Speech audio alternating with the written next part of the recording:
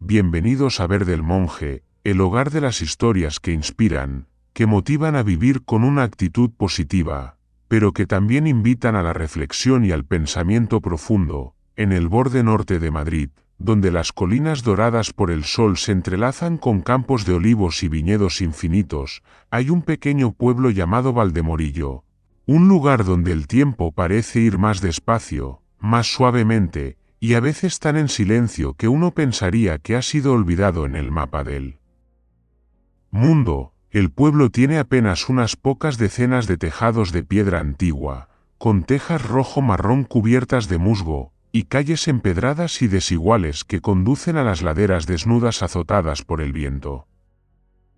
En el rincón más alejado del pueblo, donde los pastizales altos ya han invadido el antiguo sendero, hay una casa de piedra solitaria, encaramada al borde de una pendiente.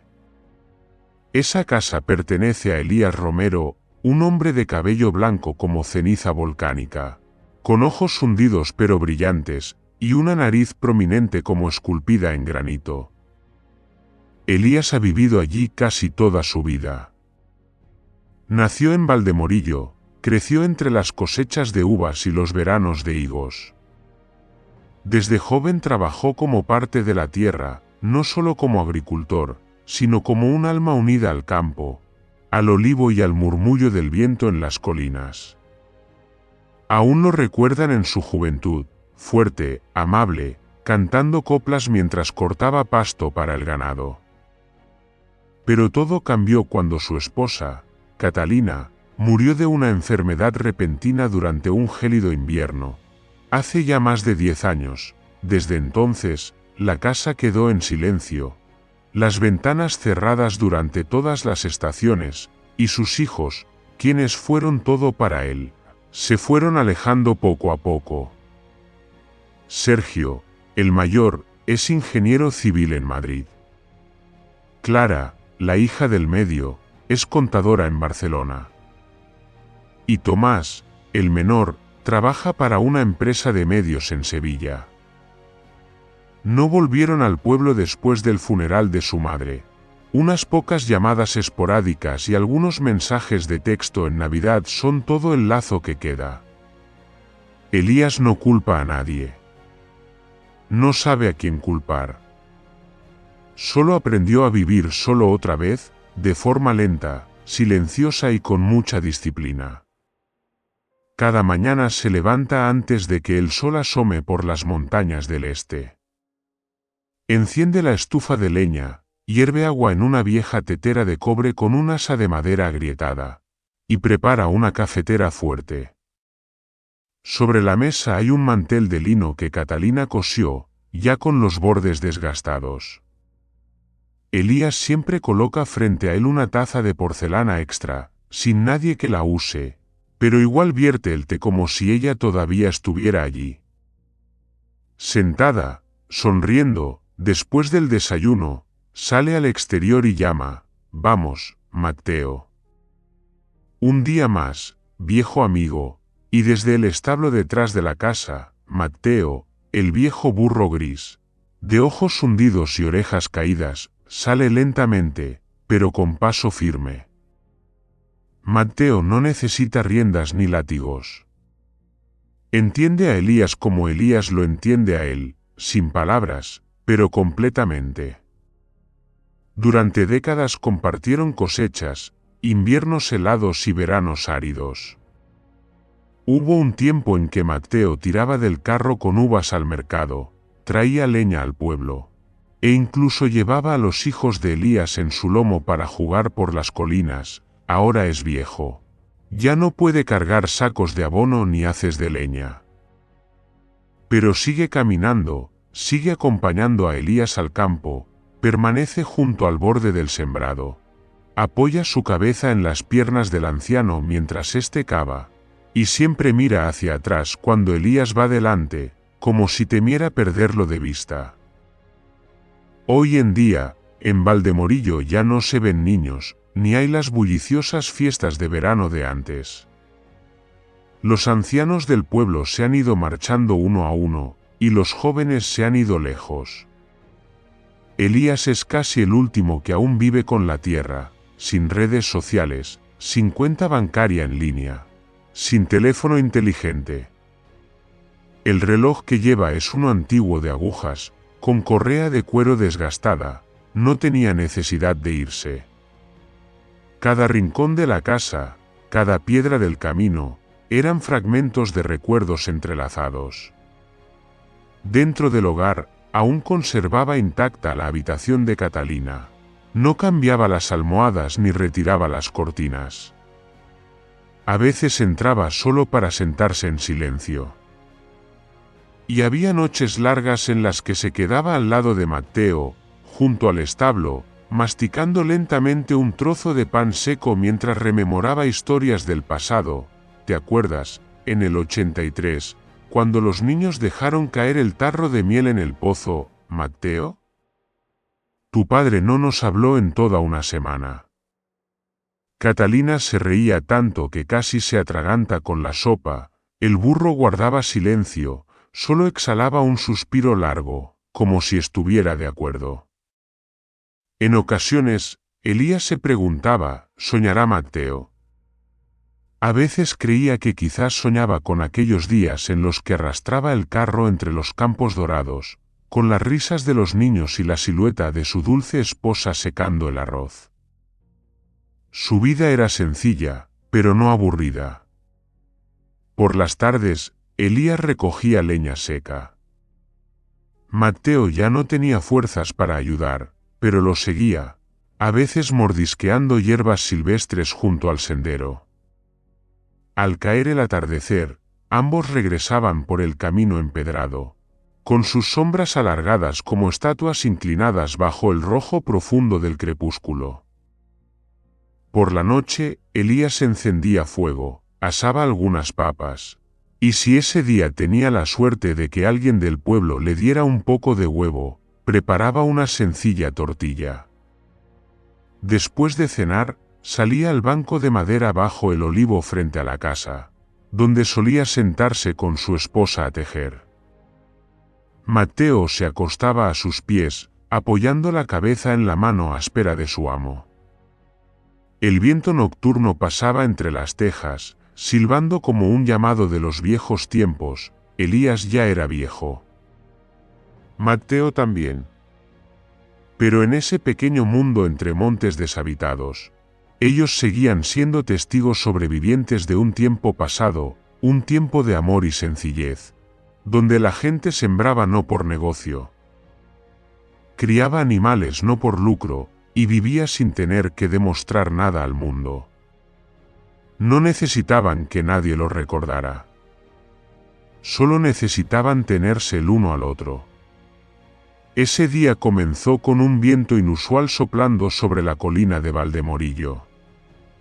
Elías estaba en el jardín, con una vieja hoz en la mano cortando unas ramas de menta silvestre que invadían la hilera de hortalizas, cuando Matteo soltó un bramido suave, un sonido breve y grave, no de dolor, sino de advertencia, como si el viento trajera consigo algo extraño. Un coche negro, reluciente, apareció por el camino polvoriento, resaltando entre los tonos ocres y grises del campo.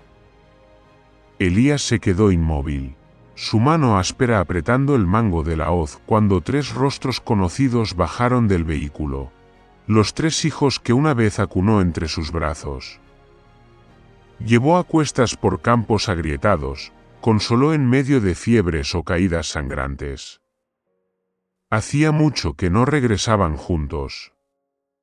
Por un instante, Elías quiso creer en un milagro, pero los milagros no llegan en zapatos lustrados, gafas de sol costosas y voces apresuradas. Sergio, murmuró Elías, nombrando al hijo mayor. El hombre de cabello canoso y porte firme dio un paso al frente. ¿Estás bien, papá? ¿Te ves? Mejor de lo que imaginábamos. Esa frase, aunque parecía preocupada, dejaba entrever un asombro frío, como si Elías no tuviera derecho a estar bien sin ellos a su lado. Clara estaba ocupada mirando su teléfono, escribiendo mensajes. su vestido de oficina rígido desentonando con el huerto. Tomás miraba alrededor con desconcierto, como si hubiese entrado en el set de una película sobre el campo antiguo. Mateo se acercó, olfateó a Sergio un poco y se echó hacia atrás. Tal vez no recordaba su rostro, pero sí su olor, y la sensación extraña que esto despertaba en él inquietó a Elías. Le dio una palmadita en el cuello a Mateo para calmarlo. «Entren», dijo Elías suavemente, y se dio vuelta para ir delante sin hacer más preguntas. En la vieja casa de piedra, el aire se volvía sofocante a pesar de que la ventana seguía abierta. Los hijos del anciano estaban sentados alrededor de la gruesa mesa de madera, la misma en la que antes compartían comidas, risas, lágrimas y canciones. Pero hoy, nadie tocaba la taza de té que Elías había preparado con menta del jardín. El aroma a menta no lograba vencer el olor a papeles y documentos que Sergio había sacado de su maletín. «Papá», habló Clara primero, con la voz de alguien que ha asistido a demasiadas reuniones de junta directiva. «Hemos venido porque hay cosas que debemos decir con franqueza». Elías se sentaba frente a ellos, con la espalda recta y las manos entrelazadas. Mateo estaba de pie detrás de él, en silencio. Su sombra se proyectaba larga sobre la pared, como un biombo rústico pero leal.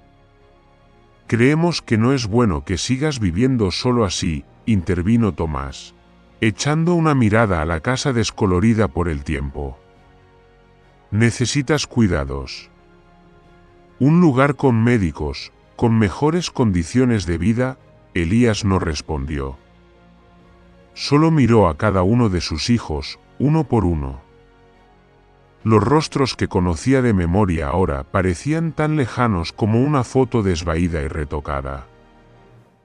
Sergio empujó el paquete de documentos hacia Elías. «Ya firmamos el contrato para transferir esta tierra», dijo despacio, tratando de sonar comprensivo. «Un grupo inversor quiere construir aquí un complejo ecológico. Preservarán el paisaje, plantarán más árboles, construirán cabañas de madera y destruirán esta casa», preguntó Elías, alzando la voz por primera vez. Nadie respondió de inmediato. «Papá ya no tiene fuerzas para cuidar esta tierra», añadió Clara. «¿Y para qué conservarla? Está vacía, fría, no hay nadie». Elías apretó los labios. Bajó la mirada, apartó la mano de la mesa y se levantó. No estaba enfadado, no golpeó la mesa. Solo caminó en silencio hasta el armario de madera, de donde sacó una vieja caja de hojalata. La abrió. Adentro había cosas pequeñas, casi insignificantes: un peine de madera de Catalina, una aguja de coser rota, unas cartas amarillentas, y una foto familiar tomada bajo el olivo. Tomó la foto y la contempló largo rato. Luego los miró. «Entonces, ¿no han venido a preguntarme si quiero irme? Solo a avisarme que todo ya está hecho». El silencio fue una confirmación amarga. Clara bajó un poco la cabeza. Sergio evitó su mirada. Tomás entrecerró los ojos, como si quisiera responder, pero no se atrevió a decir nada. La habitación cayó en un silencio inquietante.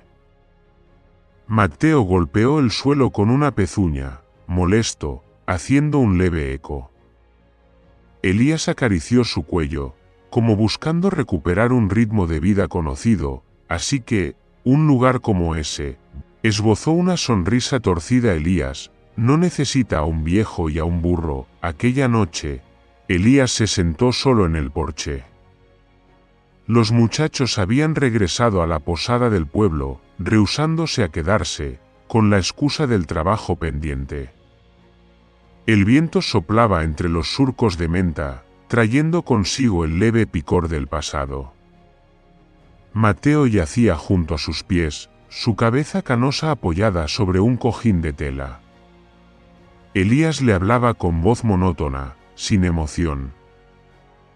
Ya se olvidaron. ¿Sabes, Mateo? Pero no los culpo. Las personas olvidan muchas cosas.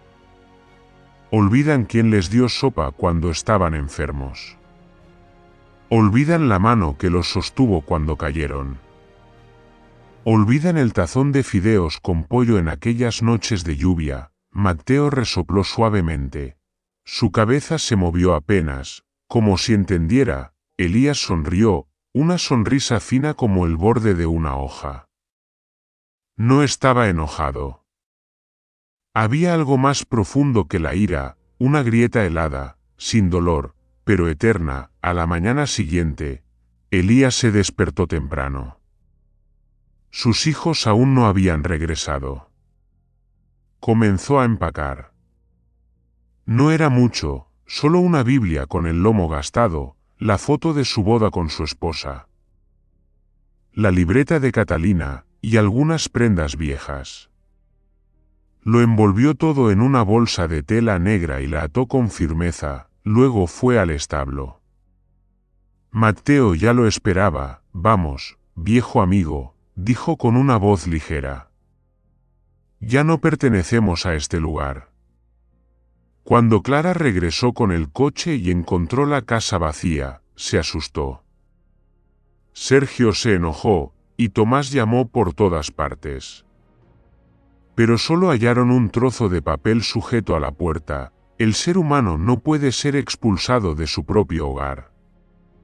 Pero si lo es, se irá con lo que queda de su corazón, papá y Mateo. Ese día en Valdemorillo, solo quedaban el viento y el suave golpeteo de las pezuñas del burro sobre las piedras, alejándose de la colina que solían llamar hogar. Cuando Elías salió de Valdemorillo, no miró atrás. No porque no sintiera apego, sino porque entendía que hay cosas que mueren cuando se vende la tierra heredada como si fuera un ladrillo sin alma. Desde entonces, él y Mateo ya no serían hombres de un techo fijo. Serían dos almas errantes bajo el cielo inmenso de Andalucía, donde las laderas abrasadas por el sol y el viento seco soplan como suspiros de un siglo que se va. Mateo, el viejo burro de ojos tristes como madera podrida, caminaba a su lado con una firmeza silenciosa. No preguntaba a dónde iban, no se quejaba de hambre o sed, ni se volvía cuando empezaba a llover.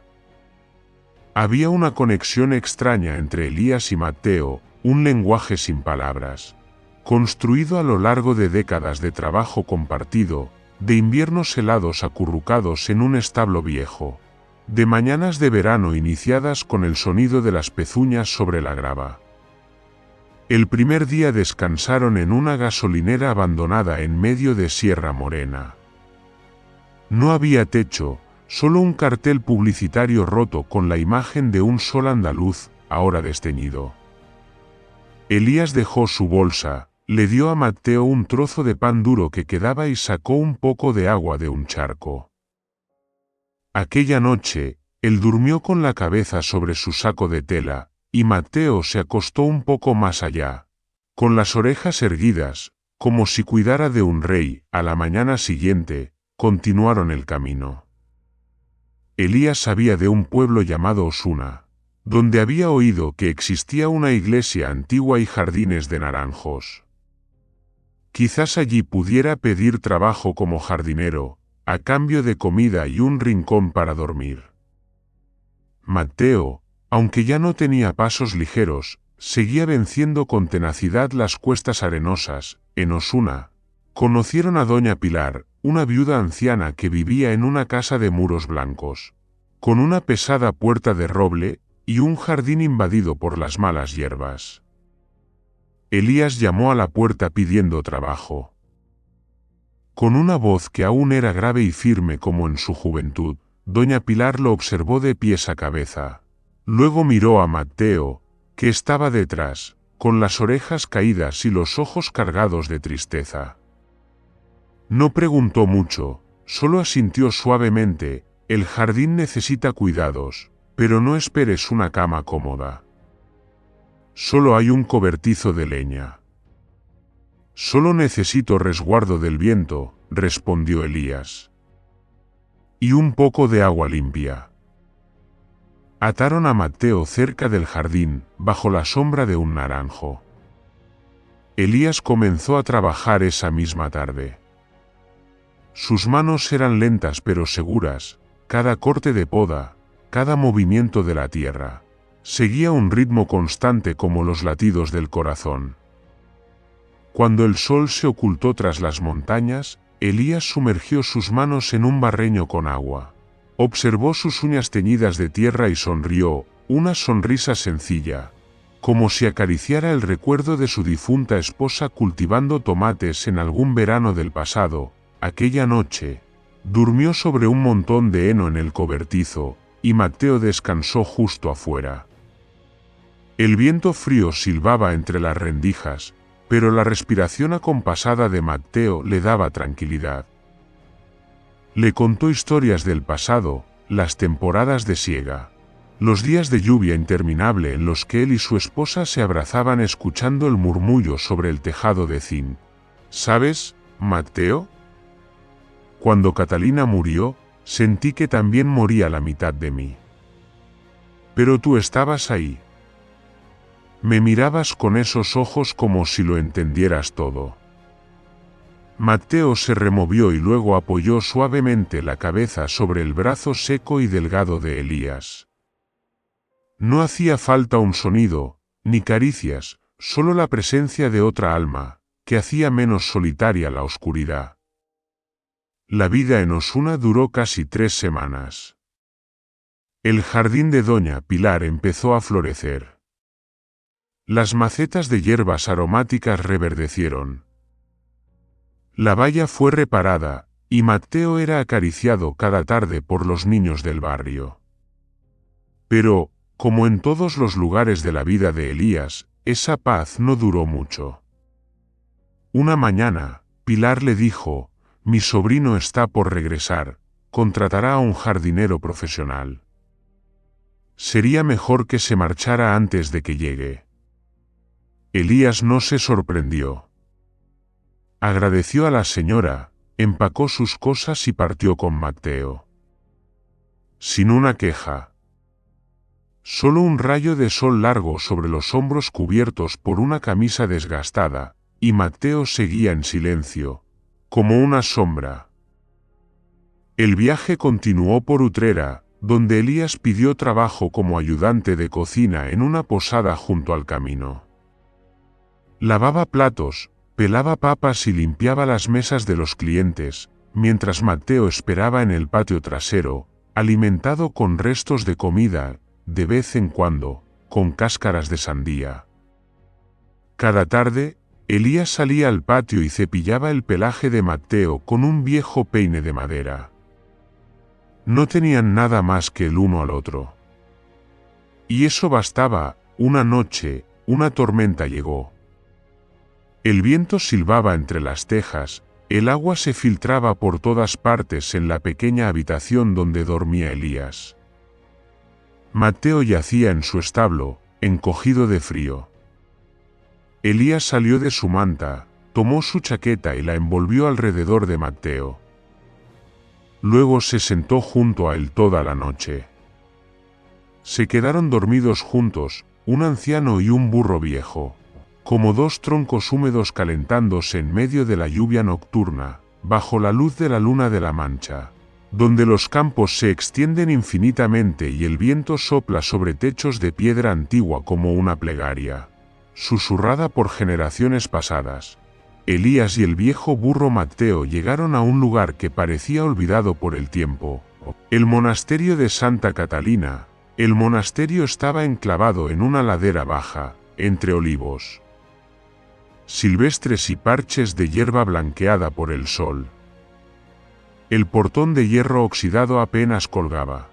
Las tejas del techo estaban partidas y las paredes de piedra cubiertas de musgo.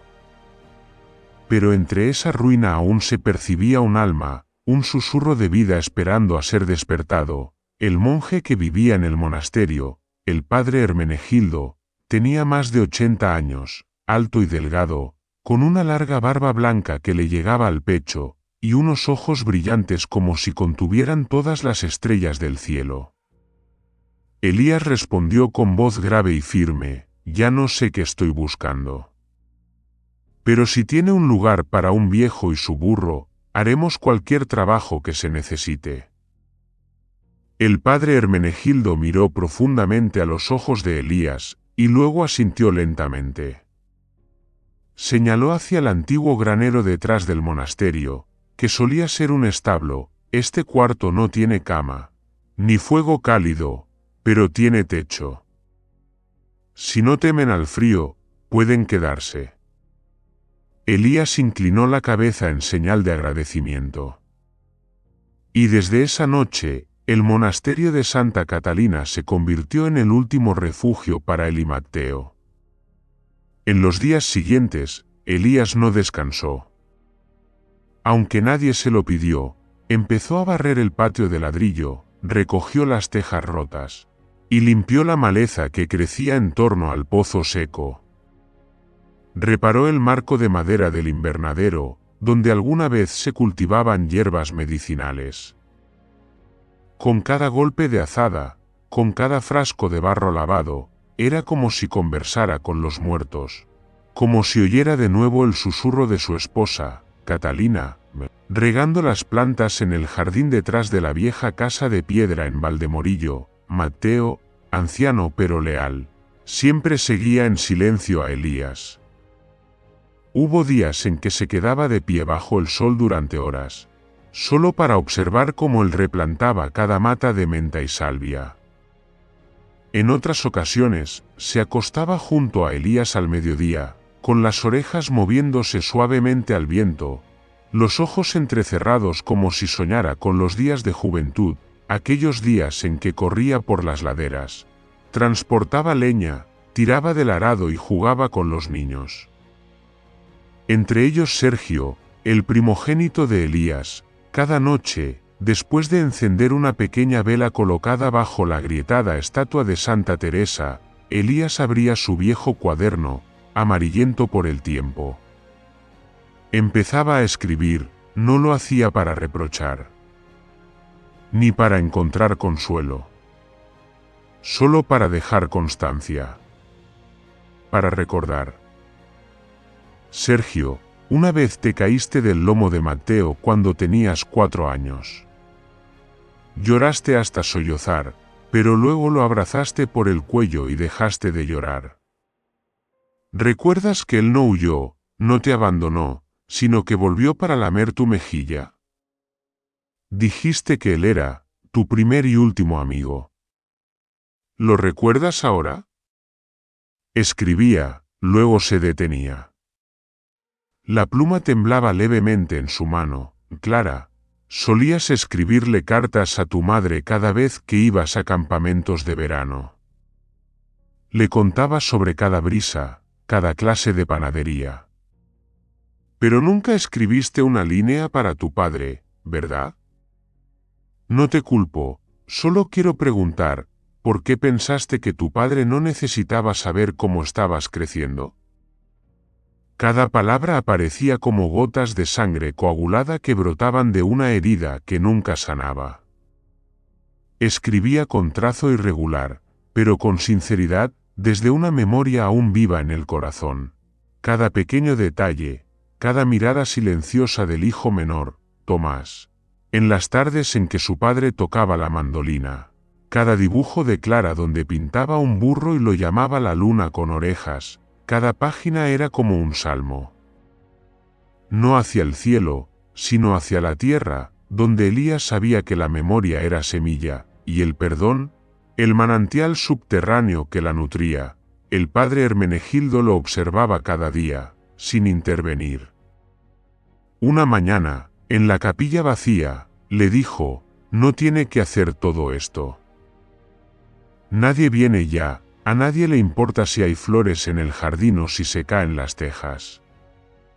Elías respondió sin levantar la cabeza: «Lo sé. Pero yo necesito hacerlo. No por los que vienen, sino por los que se fueron». El anciano monje sonrió levemente, entonces ya lo ha entendido. Desde ese día, cada tarde, Elías fue invitado a comer con el padre Hermenegildo. No hablaban mucho. Solo compartían un trozo de pan, un cuenco de sopa clara, y a veces algunos cantos antiguos en latín que salían de los labios del monje. Mateo se quedaba en la puerta, escuchando, con la cabeza inclinada como si percibiera sonidos más allá del lenguaje. Una noche, cayó una fuerte lluvia. El tejado del monasterio filtraba agua en finas corrientes. De pronto, Elías tosió, una tos larga y ardiente. Se cubrió la boca con un pañuelo, vio que la sangre lo teñía de rojo. Mateo se acercó, olfateó y apoyó su cabeza contra él. Elías le acarició el cuello suavemente. Quizás ya no quede mucho tiempo, Mateo. Pero no estoy triste. Al menos aquí, puedo trabajar, recordar y perdonar. No rezaba pidiendo a Dios que salvara a nadie. Solo plantaba arbustos en la tierra, como mensajes silenciosos, como si creyera que algún día sus 3 hijos volverían. Y los verían florecer. El último día que el señor Elías escribió en su cuaderno, el cielo estaba despejado. Se sentó bajo la cúpula rota del monasterio, con Mateo acostado a su lado. El viento soplaba y las ramas del olivo se mecían como acariciándolo. La última línea que escribió decía: si algún día regresan aquí, no pidan perdón. Solo cuiden nuevamente este jardín. Denle a Mateo un lugar donde descansar. Y lean lo que su padre escribió, como si se sentaran en silencio junto a alguien que una vez olvidaron. Yo nunca los abandoné. Solo dejaron de mirar hacia mí. Firmado, Elías Romero. Las tardes de marzo en La Mancha siempre tienen una belleza serena, como una pintura de tinta con una melancolía sutil. La luz suave del sol se filtraba entre las hojas del olivo, proyectando parches cálidos sobre la tierra.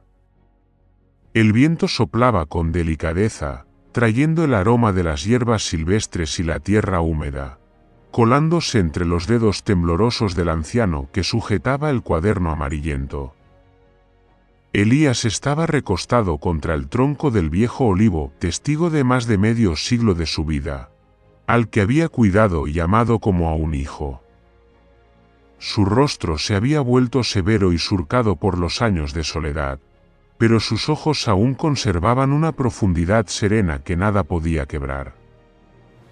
A la luz del atardecer, las arrugas parecían ríos serpenteantes que dibujaban memorias y sentimientos no expresados. Dejó caer el cuaderno, una recopilación de escritos, mensajes, recuerdos y palabras no dichas a sus 3 hijos, a quienes había amado pero también herido. El cuaderno se abrió lentamente, con sus páginas viejas arrugadas y los bordes rotos como un alma desgastada por el tiempo. Elías miró a Mateo, el viejo burro, su último compañero, que seguía pastando tranquilo bajo el árbol. Permanecía allí, en silencio, como si comprendiera algo. Elías suspiró, un suspiro profundo y pesado, pero lleno de paz. No había resentimiento ni dolor físico. Solo un final apacible tras un largo camino lleno de altibajos y espinas. Mateo, gracias por estar conmigo hasta el final. Murmuró con una voz débil como el viento que roza la hierba. Mateo no se apartó de su lado ni un solo paso, callado, firme como una roca frente al río cambiante de la vida. Quizás comprendía, a su manera animal, la partida inevitable de su viejo dueño, y permanecía allí como un último adiós. El viejo monje Hermenegildo, al enterarse de la muerte de Elías, no pudo evitar conmoverse. El anciano había sido parte del monasterio, vestigio de una época donde los valores simples y sinceros aún tenían lugar. El padre Elías no solo fue compañero, sino también guardián de historias y memorias sagradas. El monje tomó con cuidado el cuaderno de entre las mantas donde Elías había exhalado su último aliento. Cerró las páginas con respeto y buscó aquellas que hablaban de sus hijos Sergio, Clara y Tomás. En ellas estaban anotadas, con precisión, las últimas direcciones conocidas por Elías. El padre Hermenegildo se sentó en silencio bajo la cúpula del monasterio. Con la mirada perdida en los campos desolados, y un remolino de emociones surgió en su interior.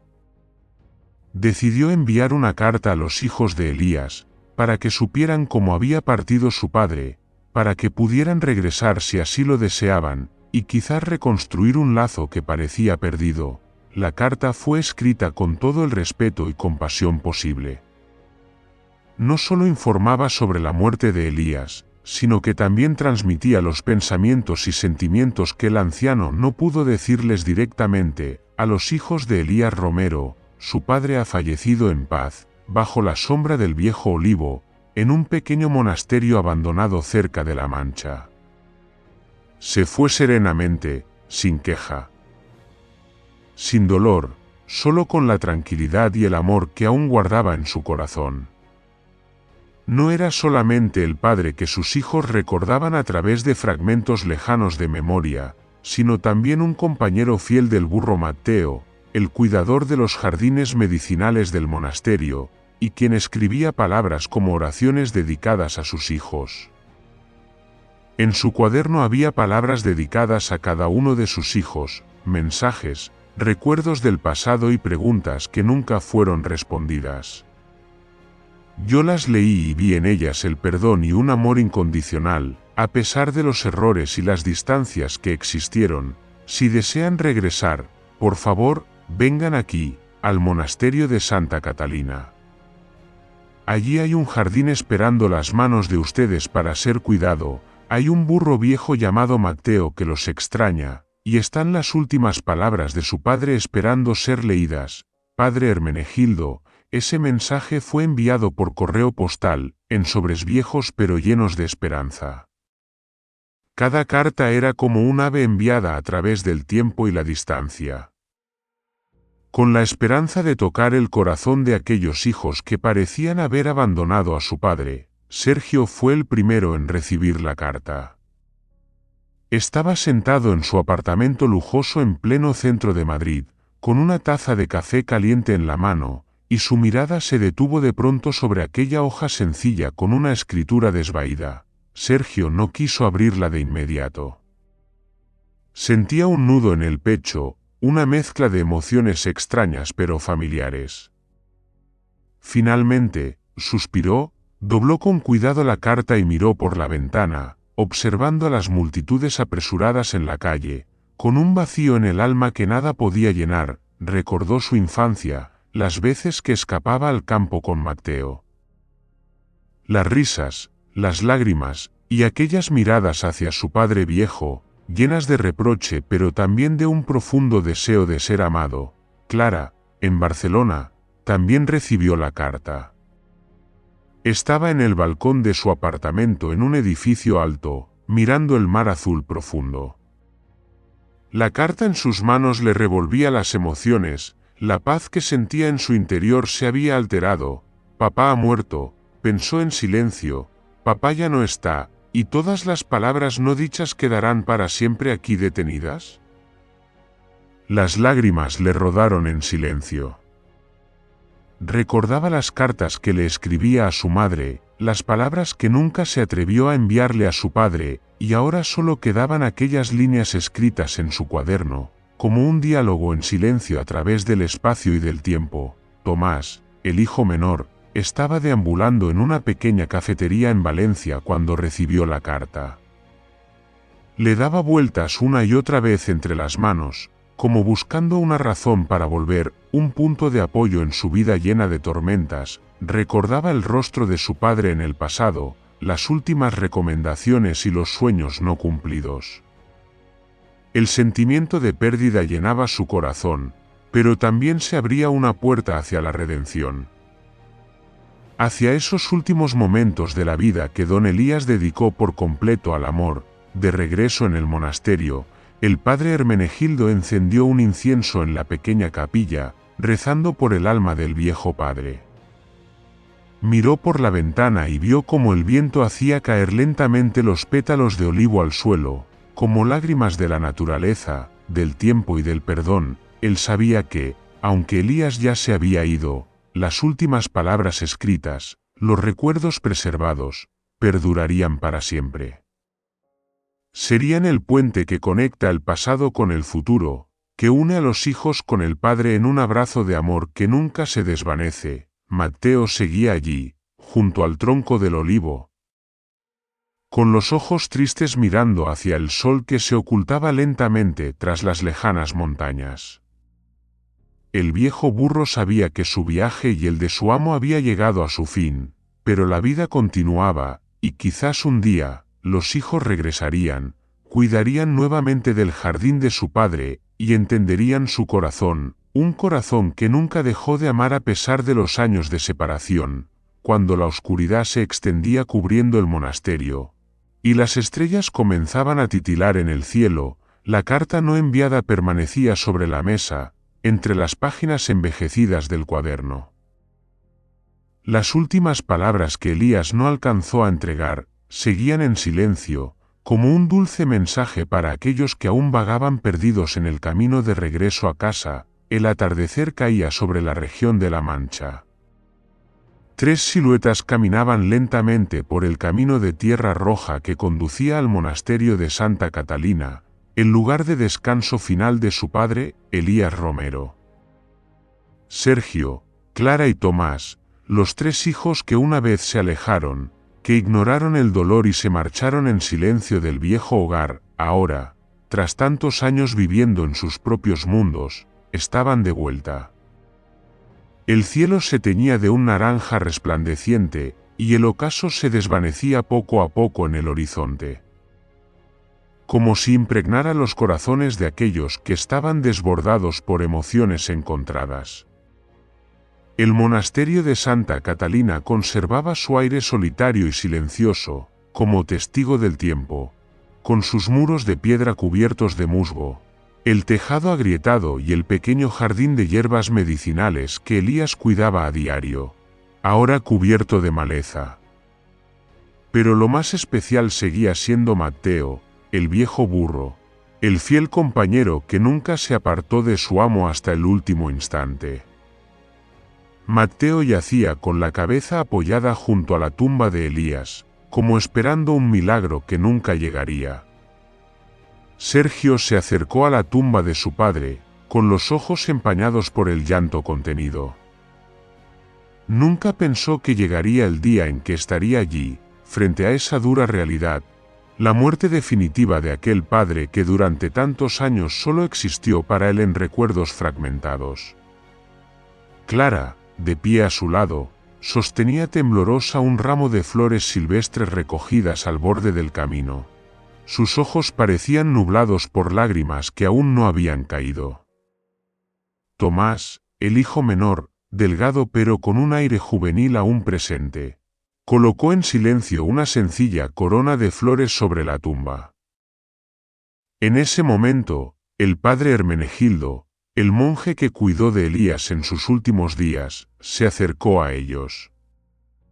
Les entregó el cuaderno, el último regalo, el último acto de amor que Elías dejó a sus hijos. Estas son las últimas palabras de su padre, dijo con voz cálida y profunda. No son solo recuerdos, sino palabras de perdón, de amor y de deseos que no alcanzó a decirles.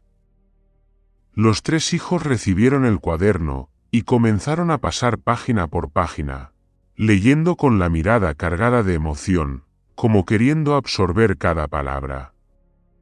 Cada página era una pincelada del pasado, pequeñas piezas de un afecto paternal, de cosas que Elías nunca tuvo la oportunidad de expresar. Y donde no había reproches, solo dulces palabras de añoranza y anhelos profundamente sentidos. Primera página: Sergio, ¿Recuerdas el día que tropezaste corriendo tras Matteo? Yo te abracé, te sequé las lágrimas y te dije, no temas, papá siempre está aquí. Sé que has crecido, que has logrado grandes éxitos allá afuera, pero solo deseo que no olvides aquellos días en que aún eras un niño pequeño que necesitaba protección. Sergio no pudo contener un suspiro, con el corazón oprimido.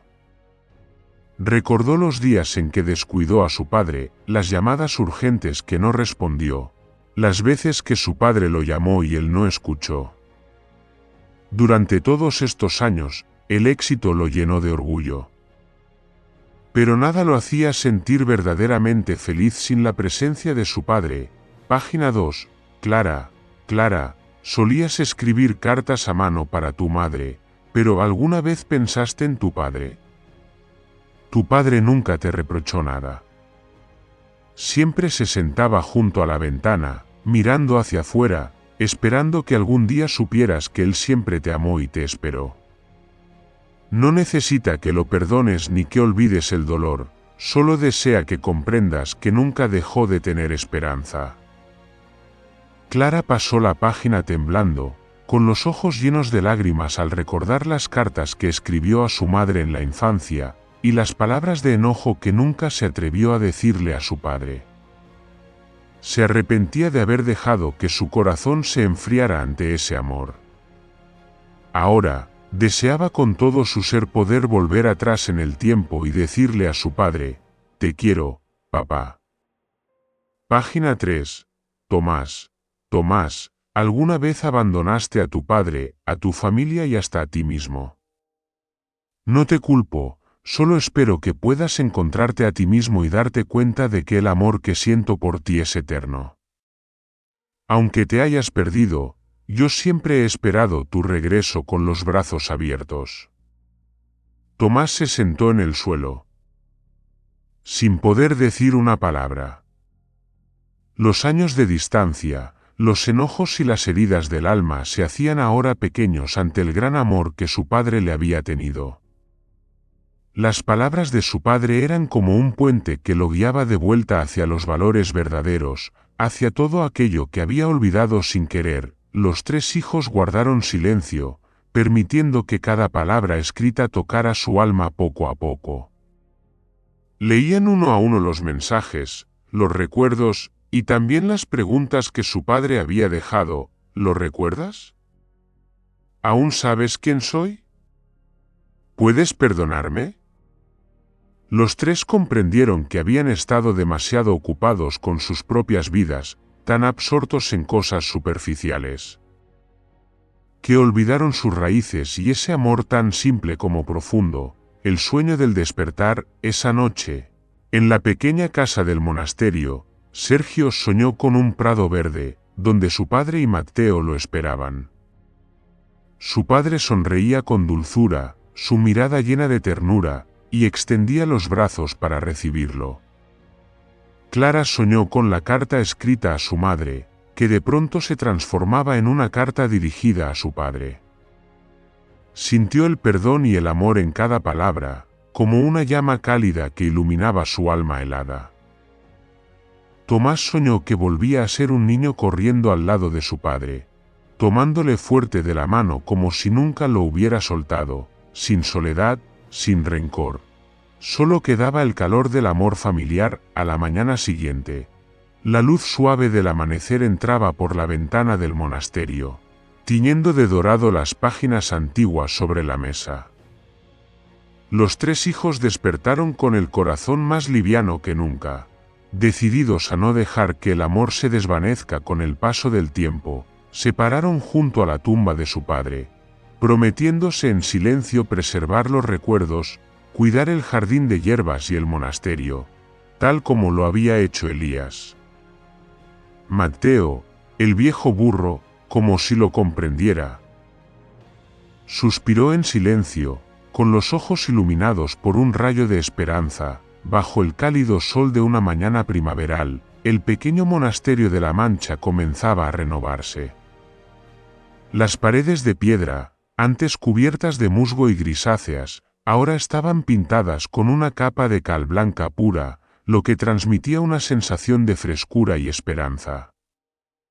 Los 3 hijos de Elías, tras días de discusiones y reflexiones, finalmente se sentaron juntos y decidieron conservar la tierra de su padre. Ya no era un lugar solitario, el monasterio se convirtió en la casa Elías, un hogar cálido para ancianos solitarios y personas en situación difícil de la región. Sergio, Clara y Tomás, cada uno con su propio remordimiento, comenzaron a restaurar el monasterio. Con cuidado y dedicación. Sergio se encargó de la construcción, aprovechando sus conocimientos técnicos adquiridos en la ciudad. Junto con obreros hábiles, reparó el tejado y renovó el jardín. Clara se dedicó con esmero a la decoración interior, creando habitaciones acogedoras. Tomás, el más callado, se ocupó de la gestión y de establecer vínculos con la comunidad, asegurándose de que el lugar se convirtiera realmente en un refugio para quienes necesitaban ayuda. Mateo, el burro viejo con pelaje gris plateado por el paso del tiempo, seguía acostado pacientemente junto al pórtico del monasterio. Aunque su salud estaba debilitada y sus pasos eran lentos, sus ojos aún brillaban con una lealtad inquebrantable. Los habitantes del pueblo no podían imaginar la casa Elías sin la presencia familiar de Mateo. No era simplemente una mascota, sino un símbolo de toda una vida, la fortaleza, la paciencia y el amor silencioso que Elías había entregado a su familia y a esa tierra. Se cuenta que, cuando Elías vivía, Mateo era su compañero más fiel, acompañándolo en los tiempos más difíciles. Tiraba del carro, transportaba madera, araba las colinas frías, soportando lluvia y sol sin una queja. Ahora, Mateo se ha convertido en un símbolo del poder del amor y la lealtad incondicional, una prueba viviente de los valores que Elías transmitió a sus hijos.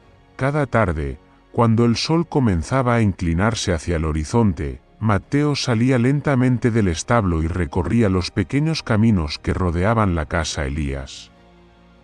Los ancianos se reunían, lo observaban con ternura, como si volvieran a ver a un viejo amigo.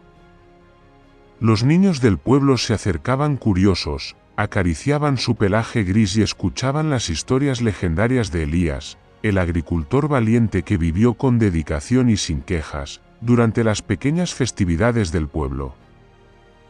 La casa Elías se convertía en el lugar donde se celebraban reuniones comunitarias, donde la gente compartía alegrías, tristezas y construía juntos un futuro mejor.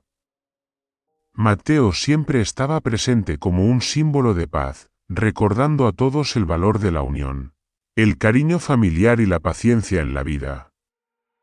Ninguno de los 3 hijos habría imaginado que decidir conservar esa tierra y el antiguo monasterio cambiaría por completo su perspectiva de la vida. De hijos exitosos pero distantes, comenzaron a aprender a valorar las cosas simples, los recuerdos llenos de amor que su padre les había dejado. Mateo, el viejo burro, aunque su salud se deterioraba día a día, seguía siendo el alma de la casa Elías.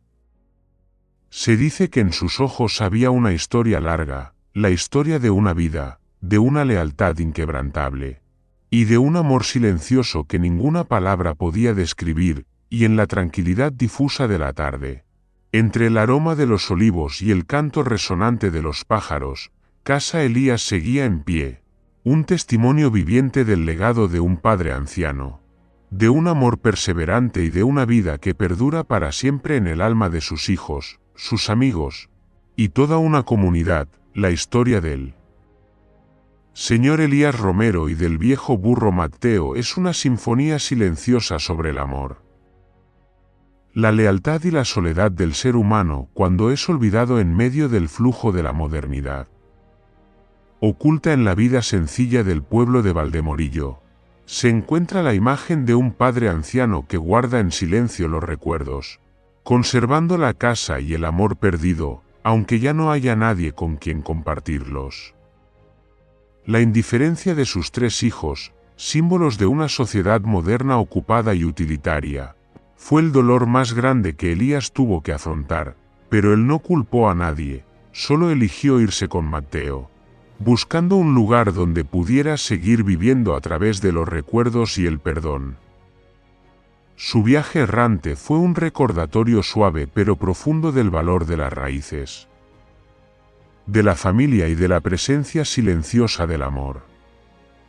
Cuando Elías falleció, los diarios que dejó despertaron el arrepentimiento y el afecto en sus hijos, ayudándoles a reconocer el amor eterno de su padre. El hecho de que convirtieran el monasterio en casa Elías no fue solo un acto de redención, sino también la continuación del espíritu humano y del amor incondicional. Esta historia deja un eco suave y conmovedor sobre los lazos familiares, la compasión y la belleza de una vida silenciosa pero plena. Muchas gracias por haber dedicado su tiempo para seguir y escuchar esta historia. No olvides suscribirte al canal, dejar tu comentario y compartir este vídeo con todos. Les deseo paz y felicidad.